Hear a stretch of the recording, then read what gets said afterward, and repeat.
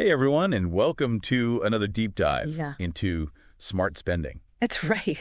Figuring out this whole needs versus wants thing. It's huge. I think that's the best place to start when it comes to budgeting. I think so too. So how do we even define the difference between a need and a want? Well, a need is something that you absolutely need Okay. to survive and be healthy, Right. like food and shelter and clothes and health care. The essentials. Exactly. So is everything else a want then? Pretty much. Okay. Wants are anything that makes your life better. Yeah. But you don't need them to survive. Yeah. Think about things like a fancy coffee every day or the latest gadgets or a designer purse.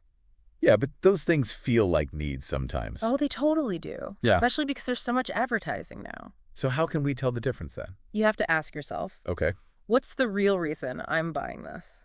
Okay. Does it meet an actual need, or am I just trying to keep up with everyone else, or am I just bored? Oh, yeah, that fear of missing out can get to you. Totally. I remember one time It happens. So, okay, rent and groceries are obviously needs. Right. But what about that latte every day? Yeah, so that's where it gets kind of tricky. Yeah. Ask yourself, am I getting this because I need the energy, or am I just getting it for the taste, or because I just want it, So if I want it, it's a want. basically? Yeah, So it comes down to being honest about why you're buying something. I get it. But it's still hard to resist those wants. For sure. But there are a bunch of ways to manage those temptations. Okay, let's get into those. Okay, but first, I found some interesting stats about how Americans spend money. Okay, hit me with them. Are you ready for this? Yeah. 20% of Americans don't even know how much money their spouse makes. Really? Yeah. That's wild. I know, it's crazy, right? How do you even plan for the future together then? Exactly. Yeah. And it shows how little couples talk about their finances.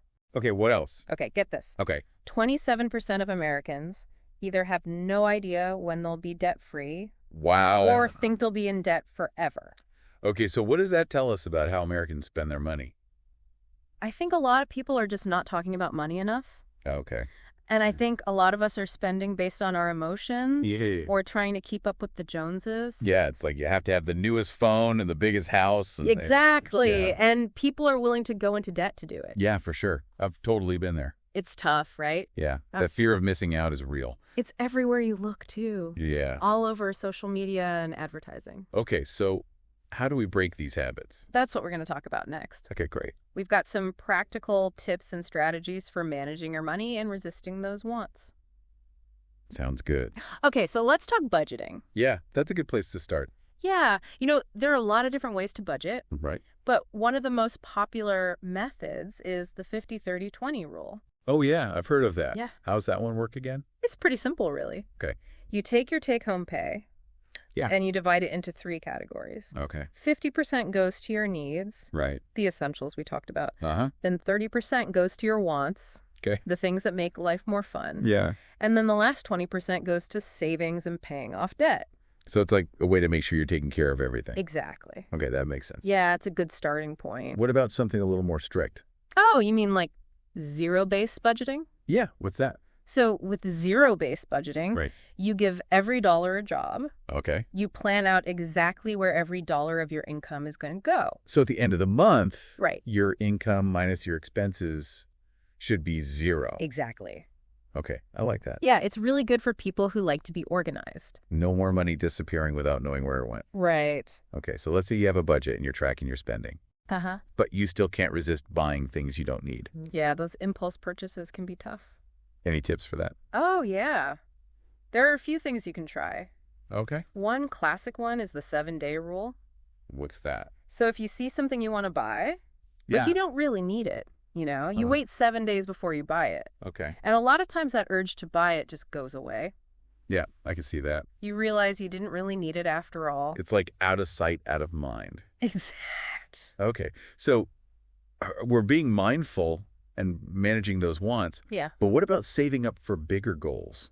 that's a good question. Yeah, like if you want to buy a house Right. or retire early? Well, that's where having a savings plan comes in. Okay. One thing that can help is creating sinking funds. Sinking funds. Yeah. I've heard of those, but Basically, it's just a separate savings account okay. that you use for a specific goal. Okay. Like, let's say you're saving for a down payment on a house. You would open a sinking fund just for that. So it's like compartmentalizing your savings. Exactly. Each goal has its own little account. Yeah, it helps you stay focused. I like that. Yeah. Okay, that makes a lot of sense. And while we're talking about savings, Yeah, have you ever thought about opening a high-yield savings account?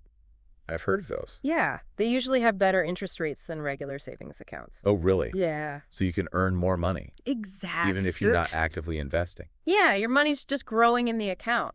That's pretty cool. And there are tons of tools out there that can help you manage your money. Like budgeting apps. Exactly. Do those actually work? Oh, yeah. They can be really helpful. Okay. A lot of them connect to your bank accounts and credit cards, Oh, wow. so they can track your spending automatically. So no more entering everything manually. Right. Yeah, Cool. Mm. And they can help you set financial goals, too. that's awesome. Yeah. And they can send you alerts if you're getting close to your spending limit. It's like having a little financial assistant in your pocket. Exactly. Okay, what else? Have you ever tried negotiating? Negotiating. It's like Yeah, what? negotiate your bills. Really? Oh, yeah. I didn't know that. Like your internet bill or your cell phone bill, Okay. even medical bills sometimes. Oh, wow. I never thought of that. Yeah, a lot of times companies are willing to work with you. That's good to know. Yeah, it can save you a lot of money. What other tips do you have? Don't forget about student discounts and employee discounts. Well, Those can add up. I always forget about those. And don't underestimate the power of credit card rewards. Oh, yeah, I love cashback cards. Me too. It's like getting paid to spend money. Exactly. As long as you're being responsible, of course. Right. What are some good cashback cards out there? Well, there's the Blue Cash Preferred card from American Express. Oh, yeah, I've heard of that one. Yeah, that one's great for groceries. Okay. It gives you 6% cash back at supermarkets. And then there's the Capital One Saver Cash Rewards credit card. Okay. That one gives you 3% cash back at grocery stores. So many options. I know, right? You know, it's not always about the big things. Right. Sometimes it's just about making small changes, Exactly. like buying generic brands instead of name brands. Yeah, those little things can make a difference. It's all about being mindful. Absolutely. You know, it's so important to talk about money with the people you're close to, It really is. especially with your partner or your family. Yeah, I know it can be kind of awkward, I know. but it's so important to be on the same page. Absolutely. It helps prevent arguments and make sure everyone's working towards the same goals. Right. And it doesn't have to be a big formal thing. Okay. It can just be casual conversations about your finances, Right. your goals, your worries, your spending habits. Just be open about it. Exactly. Okay, so we're talking to our loved ones, we're budgeting, we're using all these strategies. Uh-huh. But what if we mess up? Yeah. I mean, we're all human, right? We're not perfect. Nobody's perfect. We're going to give in to those wants sometimes. Yeah, it happens. What advice do you have for people who are feeling discouraged? First of all, don't beat yourself up about it. Okay, It's all about progress, not perfection. I like that. Just try to learn from your mistakes and move on. You don't have to be perfect. Exactly. And you don't have to do it alone. Right. There are tons of resources out there that can help. Like what? You could talk to a financial advisor Okay. or join an online community Okay. or even just talk to a friend or family member who's good with money. Yeah, just find someone you trust. Exactly. You know, I used to struggle with impulse shopping all the time. Really? Yeah, online shopping was my weakness. Oh, I get that. But setting financial goals really helped me. Oh, yeah. Writing them down made them feel more real. It's all about accountability. And it gave me something to work towards. Right. It's not just about not spending money. Yeah. It's about investing in your future. Okay, so let's recap everything we talked about today. Yeah. We started by defining needs and wants. Right. And talking about why it can be hard to tell the difference between them. And how advertising can make it even harder. Totally. And then we talked about some practical strategies for managing your spending. Right, like budgeting, Yes, the 50-30-20 rule, zero-based budgeting, 7-day rule, all those good things. and high-yield savings accounts and credit card rewards. Oh, and don't forget about negotiating. Oh, yeah, that's a good one. And we talked about how important it is to talk about money with your loved That's ones so important. to prevent conflicts and stay on track. Exactly. So before we wrap up, we want to leave you with one final thought. Okay. We've talked a lot about managing those everyday wants. Right. But what about those big life goals? Yeah, like buying a house Or retiring early? or starting a business.